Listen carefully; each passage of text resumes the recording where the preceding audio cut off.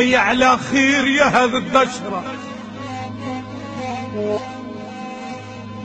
اللي قاشيها قافلان يصك فلان. راني حالف ما نولي ذي المرة يا لو كان الموت في صحراء عطشان.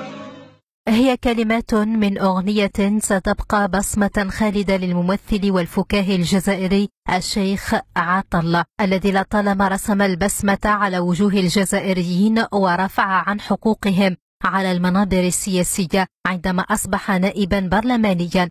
السيد الرئيس، السادة الوزراء، ماذا بنا تخفوا سعرة الغاز.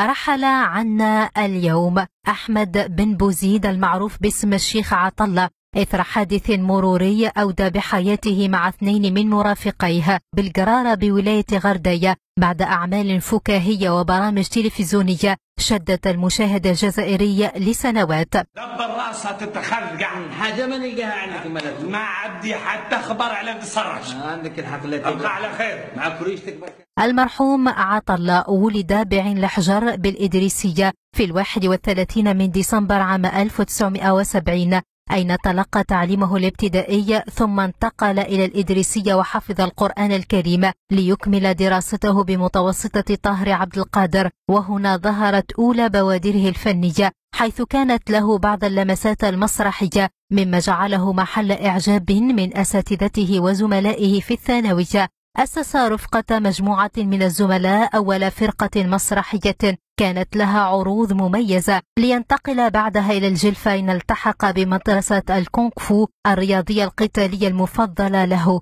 وحاز على الحزام الأسود درجة أولى. وهنا جمع المرحوم بين الفن والرياضة، فالرياضة أكسبته اللياقة أما الفن أكسبه اللباقة. ولم تتوقف إبداعات الشيخ عطلة منذ طفولته فلطالما أدخل الفرحة في قلوب الأطفال وشاركهم عالمهم الخاص.